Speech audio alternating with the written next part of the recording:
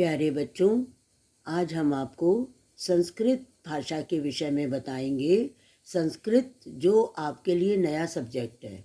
कुछ बच्चों को तो बड़ा अच्छा लगता है कि भाई संस्कृत नया सब्जेक्ट है और हम खूब ध्यान से इसे सुनेंगे तो समझ भी आता जाएगा। लेकिन कुछ बच्चों को घबराहट होती है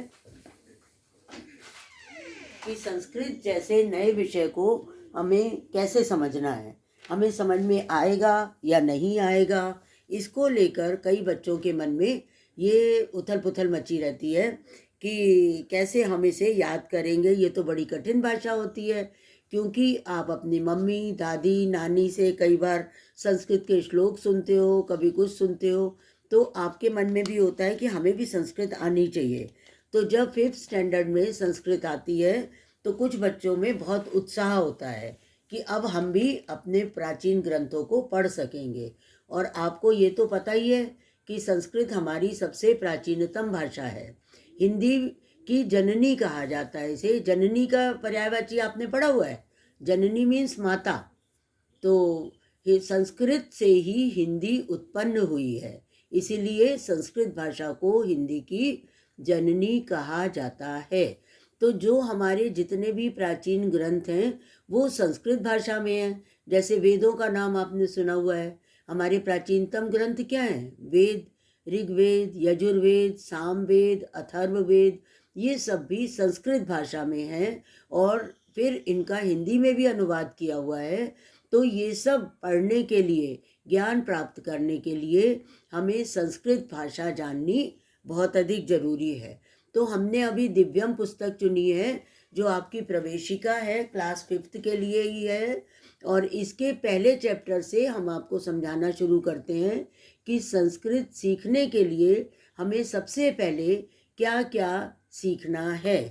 ओके, तो सबसे पहला चैप्टर इन्होंने हमें दिया है संस्कृत वर्णमाला। तो वर्णमाला किसे कहते हैं? वर्णों की माला। पुष्पमाला किसे कहते हैं? पुष्पों की माला। तो जब हम एक एक फूल लगाते हैं उसमें और हार बना देते हैं तभी हम उसे पुष्पमाला बोलते हैं। ऐसे ही जब हम वर्णों को इकट्ठा करते हैं, पिरोते हैं, तो उसे हम वर्णमाला कहते हैं। अब इसमें आप सबसे पहले देखो, भाषा की भारत की सबसे प्राचीन भाषा संस्कृत है। संस्कृत भाषा को अनेक भारतीय भाषाओं जैसे गुजराती, बंगला, हिंदी, मराठी, तमिल आदि भाषाओं की जननी कहा जाता है। ये केवल हिंदी की ही जननी नहीं है, अपितु अन्य भाषाओं की भी जननी है। ओके, तो हमारी राष्ट्रभाषा हिंदी भी संस्कृत भाषा से ही विकसित हुई है। ये मैं आपको अभी बताया ही था मैंने आपको। तो भाषा का प्रयोग अपनी बात कहने, बोलकर या लिखकर, दूसरे की बात समझने, सुनकर या पढ़कर के लिए किया जाता है। तो ये हम प्रयोग भाषा का करते हैं। इस आधार पर भाषा के 2 रूप होते हैं, मौखिक और लिखित।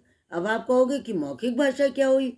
मौखिक मीन्स जब हम सुनकर या पढ़कर प्रयोग करते हैं, ठीक है। और बोलकर या लिखकर जो भाषा प्रयोग की जाती है उसे हम लिखित भाषा कहते हैं। तो ये आपकी भाषा हो गई, मौखिक और लिखित भाषा के 2 रूप हो गए। इसके बाद आता है कि हम कैसे आगे आगे बढ़ते जाते हैं। तो उसमें बढ़ने के लिए हमें सबसे पहले वर्ण शब्द को जानना बहुत ज़रूरी है। भाषा की जो सबसे छोटी इकाई होती है वो वर्ण कहलाती है। ओके, वर्ण शब्द हम कहते किसे हैं? भाषा की सबसे छोटी इकाई को हम वर्ण कहते हैं। वर्ण मीन्स अक्षर। सही क्रम में लिखे गए वर्णों के समूह को वर्णमाला कहते हैं, ठीक है। संस्कृत व हिंदी भाषा की वर्णमाला एक ही है। संस्कृत वर्णमाला में कुल 46 वर्ण हैं जिन्हें 2 भागों में विभाजित किया जाता है, जो क्या कहलाते हैं? स्वर और व्यंजन। अब आप देखो, सबसे पहले भाषा के रूप हुए, वो भी 2 हैं, मौखिक और लिखित। इसके बाद वर्णों के भी 2 रूप हैं जो कहलाते हैं स्वर और व्यंजन। आपने ये सब पहले हिंदी में भी पढ़ रखा है कि स्वर और व्यंजन क्या क्या होते हैं, लेकिन हम आपको इसे डिटेल में आज फिर से लर्न कराते हैं ताकि आपका रिवीजन भी हो जाए और आपको याद भी रहे कि कौन से स्वर होते हैं और कौन से व्यंजन होते हैं। स्वर वे वर्ण होते हैं जिन्हें उच्चारण करते समय किसी अन्य वर्ण की सहायता नहीं लेनी पड़ती है। संस्कृत वर्णमाला में स्वरों की कुल संख्या 13 होती है। तो 13 होती है, तो कौन कौन से हैं 13 वर्ण? अ आ, ई, उ री, रिर, री, ए, ओ। ये जो 13 स्वर हैं, ये वर्णमाला के ही स्वर हैं और इनके बिना व्यंजन नहीं लिखे जा सकते। अर्थात स्वरों को जब हम लिखते हैं तो इनमें किसी की सहायता नहीं लेनी पड़ती, किसी अन्य वर्ण की सहायता स्वरों में नहीं ली जाती है। स्वर और व्यंजन में ये ही अंतर होता है। जब हम व्यंजन अभी आपको सिखाएंगे तो आप देखिएगा प्रत्येक व्यंजन में स्वर की सहायता ली जाती है, लेकिन स्वरों को बोलते समय स्वरों में या उन्हें उच्चारण करते समय किसी अन्य वर्ण की सहायता की आवश्यकता नहीं होती है। ये आपने देख लिया कि 13 स्वर हैं। ओके, फिर उसके बाद आते हैं व्यंजन। व्यंजन वे वर्ण हैं जिनका उच्चारण करते समय स्वर वर्ण की सहायता लेनी पड़ती है। बिना स्वरों की सहायता के व्यंजनों का उच्चारण और लेखन नहीं किया जा सकता। संस्कृत भाषा में व्यंजनों की कुल संख्या 33 होती है। 33 मीन्स 33। व्यंजन मूल रूप में हलंत के चिन्ह के साथ लिखे जाते हैं। जब हम व्यंजन शब्दों को लिखते हैं, जैसे हमने लिखा क, तो जब हम क लिखते हैं बिना स्वर के तो उसके नीचे एक लाइन लगाते हैं, उस लाइन को हम कहते हैं हलंत। ये ध्यान रखिएगा। आप देखते हो कई बार श्लोक पढ़ोगे या कुछ भी आगे सेंटेंस पढ़ोगे तो व्यंजन के नीचे हलंत लगा होता है, एक टेढ़ी सी छोटी सी लाइन लगाते हैं, तो उसी को हम हलंत बोलते हैं। ओके, तो जब हम उसे हलंत कहते हैं तो वो आधा होता है, अर्थात उसमें स्वर नहीं होता है। उसको फिर आप हलंत का ध्यान रखो। अब जैसे इस पुस्तक में भी आपका जो उदाहरण दिया है, जैसे क, व्यंजन का मूल रूप है क के नीचे देखो हलंत लगा हुआ है। ओके, इसको हलंत शब्द याद रखो। व्यंजनों को 5 वर्गों में विभाजित किया गया है। इसके अब 5 पार्ट किए गए हैं। प्रत्येक वर्ग में 5 वर्ण होते हैं और प्रत्येक वर्ग का नाम उसके प्रथम वर्ण के नाम पर रखा गया है। अब आप ये टेबल देखो, जैसे सबसे पहले दिया है क, ख, ग, घ, ङ। ओके, क ख ग घ ङ, ये आपने शुरू से पढ़ा हुआ है और आपको पता भी है कि इसको हम वर्णमाला बोलते हैं। तो क जब हम बोलते हैं क ख ग घ ङ, तो ये क से प्रारंभ हो रहा है। आप देखो प्रत्येक व्यंजन के नीचे हलंत लगा हुआ है, तो जब हमने क बोला तो ये कवर्ग कहलाएगा। अभी हमने ऊपर पढ़ा था कि प्रत्येक व्यंजन के प्रारंभिक वर्ण से ही उस वर्ग का नाम रखा जाता है। जैसे शुरू में आया क, तो हमने इसका नाम रख दिया क वर्ग। अब जब हम क वर्ग बोलेंगे तो क ख ग घ ङ, ये 5 वर्ण इसके अंतर्गत आएंगे। फिर जब हम च वर्ग बोलेंगे तो च, छ, ज, झ, ञ। ओके, ट वर्ग बोलने से ट, ठ, ड, ढ, ण। त वर्ग त, थ, द, ध, न। प वर्ग प, फ, ब, भ, म। फिर य, र, ल, व, श, श, स, ह। ये 33 वर्ण हैं, 33 व्यंजन हैं। और जब हम इनमें स्वर लगा देते हैं तो हलंत हटा देते हैं।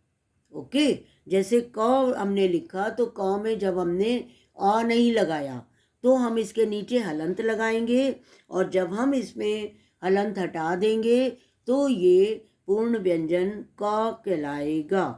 ओके, स्वर सहित व्यंजन, तो प्रत्येक व्यंजन स्वर के सहित ही लिखा जाता है और स्वर में किसी अन्य वर्ण की आवश्यकता नहीं पड़ती है। इसके अतिरिक्त अयोगवाह एक नया शब्द है। देखिए, अयोगवाह कौन से होते हैं? ये ना तो स्वर होते हैं और ना व्यंजन होते हैं। इन्हें केवल चिन्हों के द्वारा दिखाया जाता है। ये भी दो होते हैं, अनुस्वार और विसर्ग। अब ये तीन शब्द आपको याद रखने हैं संस्कृत में, हलंत, अनुस्वार और विसर्ग। अनुस्वार हमारे हिंदी में भी होता है, जिसमें जब हम किसी शब्द वर्ण के ऊपर बिंदी लगाते हैं वो अनुस्वार कहलाता है। जैसे संपन्न, पंकज, तो इसमें ऊपर बिंदी लगी है, इसी को हम अनुस्वार बोलते हैं। इसके बाद विसर्ग आता है संस्कृत में। विसर्ग शब्द के अंत में 2 डॉट लगाते हैं हम। जैसे हमने पंकज ही लिखना है तो जब हम संस्कृत में लिखते हैं पंकजा भ्रमति, तो हम नाम के आगे विसर्ग लगा देंगे तो वो संस्कृत का शब्द बन जाता है। जैसे यहाँ पर उदाहरण दिया है, पुनः प्रातः, अर्थात पुनः शब्द, पुनः मीन्स बार बार, तो जब हम लिख रहे हैं पुनः हिंदी में भी लिखते हैं तो उसके आगे हमने 2 विसर्ग लगा दिए तो ये संस्कृत का शब्द बन गया। प्रातः, देखिए इसमें भी आगे 2 डॉट लगे हैं जिसको हम विसर्ग बोलते हैं, तो ये प्रातः शब्द संस्कृत का शब्द बन जाता है। तो आज हमने सीखा स्वर किसे कहते हैं, व्यंजन किसे कहते हैं, व्यंजनों के वर्ग भी सीखे, और भाषा के कितने रूप हैं। भाषा के भी 2 रूप हैं, मौखिक और लिखित। और संस्कृत में हलंत, अनुस्वार और विसर्ग क्या होता है ये भी हमने आपको बताया। अभी किसी दिन चांस मिलेगा तो हम ब्लैक बोर्ड पर आपको समझाएंगे कि कैसे कैसे पूरा चार्ट बनाकर हम ये कवर्ग, चवर्ग, टवर्ग, तवर्ग, पवर्ग और सब याद कर सकते हैं, और आपको, आपके लिए हमें ये भाषा इजी बनानी है। ओके, ये वाला वीडियो तो आप देखिए ही। अगले वीडियो में जब हम मिलेंगे तो हम ब्लैक बोर्ड पर आपको समझाएंगे ताकि आपको आपका पूरा कॉन्सेप्ट क्लियर हो सके। और कोई प्रॉब्लम हो तो चैट बॉक्स में ज़रूर शेयर करिएगा, और वीडियो देखने के बाद और शेयर तो आप करोगे ही, सब्सक्राइब तो करोगे ही। तब तक के लिए धन्यवाद।